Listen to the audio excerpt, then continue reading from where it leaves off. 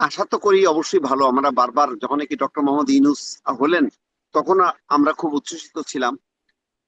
তারেক রহমান একটা নতুন চ্যালেঞ্জ তার জন্য, যে আহ, প্রথমবার তিনি এমপি হলেন, তারপরে আহ, তিনি নির্বাচিত হলেন এবং প্রধানমন্ত্রীর দায়িত্ব নিলেন। এটা এবং যেই পরিস্থিতির মধ্য দিয়ে, সেটা তো আহ, একটা অবিস্মরণীয় ব্যাপার।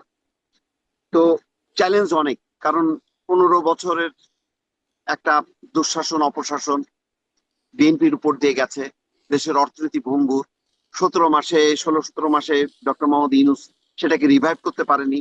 ফলে এই অবস্থায় তিনি যেটা করবেন, তার নির্বাচনী যে জনসভার বক্তব্যগুলো, আমি কিন্তু মন্ত্রমুগ্ধের মতন এটা মানে ফলো করেছি এবং খুবই ভালো লেগেছে এবং আধুনিক। এবং সবচেয়ে বড় কথা হলো যে তিনি বারবার বলেছেন যে না, বদনাম করে আমি সময় নষ্ট করতে চাই না, আমি কি করতে চাই আমি সেটা বলতে চাই। এবং হুম। সেই কথাগুলো তিনি বলেছেন। এবং আজকেও দেখলাম জাতির উদ্দেশ্যে তিনি যে কথাগুলি বলছেন, যেমন একটা কথা বলছেন, দলীয় বা রাজনৈতিক প্রভাব নয়, আইনের মাধ্যমেই হবে সব সমস্যার সমাধান। অর্থাৎ কোনো অপকর্ম না, আইনের বাইরে কোনো কাজ না, এবং সবাই সমান। এই যে কথাটা বলতে পারাটা বলছেন, তার মানে একটা নির্দেশনা দিয়েছেন। এবং আমি ইতিমধ্যে কয়েকজন এমপি আমাকে জানিয়েছেন যে তারা তাদের এলাকায় চাঁদাবাজি বন্ধের ব্যাপারে ইতিমধ্যেই প্রশাসনের সাথে কথা বলেছেন এবং কোন উপায় বন্ধ করা যায় সেগুলি তারা পদ্ধতি অবলম্বন করেছেন। তার মানে হুম। যে বদনামগুলো কে দিয়ে বিএনপি কে ঘায়েল করার চেষ্টা করা হচ্ছিল। শুধুমাত্র সিটি ব্যাংকে অ্যাকাউন্ট থাকলেই করতে পারবেন গুগল পে। তাই অ্যাকাউন্ট খুলুন আজই। সেখান থেকে ওঠার জন্য কিন্তু তারা অলরেডি এটা তারেক রহমানের জন্য একটা চ্যালেঞ্জ, যে দুর্নীতি চাঁদাবাজি এই অপবাদগুলো যাতে দলকে আর ক্ষতিগ্রস্ত না করে।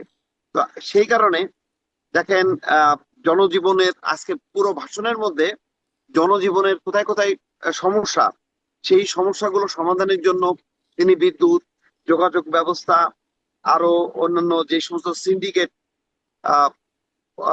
বাণিজ্যিক সিন্ডিকেট জিনিসপত্রের দাম বাড়ায়, সেগুলি ভেঙে দেওয়ার একটা সংকল্প ব্যক্ত করেছেন। এখন আমার যেটা ধারণা, যে তারেক রহমানকে এই অল্প সময়ের মধ্যে স্টাডি করে যেটা বুঝতে পারছি, যে তিনি কিন্তু বলছেন, কিন্তু বাস্তবায়ন না করে কিন্তু ছাড়বেন না। তুলনামূলকভাবে আমি মনে করব যে আমি আশাবাদী। তবে এইগুলো অ্যাসেসমেন্ট করতে অ্যাটলিস্ট 2-3 মাস বা 4 মাস তো লাগবেই, তারপরে বোঝা যাবে। কিন্তু তিনি কিন্তু অসুখটা ধরতে পেরেছেন। তিনি কোথায় কোথায় রোগ এবং কোন কোন সমস্যাগুলি মানে প্রাধান্য দেওয়া উচিত, সেইগুলো হুম। কিন্তু তিনি দেখেছেন। দেখেন, তার পুরো ভাষণের মধ্যে ওই জুলাই সনদ টনদ এই সমস্ত আধ্যাত্মিক বায়বীয় কোনো কথাবার্তা নেই। হুম। তিনি স্ট্রেট মানুষের যে সংকটগুলো, অর্থনৈতিক সংকট, জনজীবনের সমস্যা এবং নিরাপত্তার সমস্যা, সেই সমস্যাগুলো কিন্তু অ্যাড্রেস করেছেন। তো এবং ক্যাবিনেট মিটিংও যে কথা বলেছেন, সেই কথাগুলো আরো এক্সপান্ড করে তিনি বলেছেন।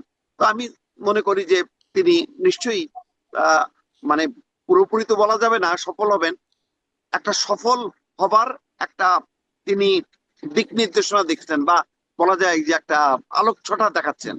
এখন দেখা যাক, পরবর্তীতে অপেক্ষা জি, করতে হবে।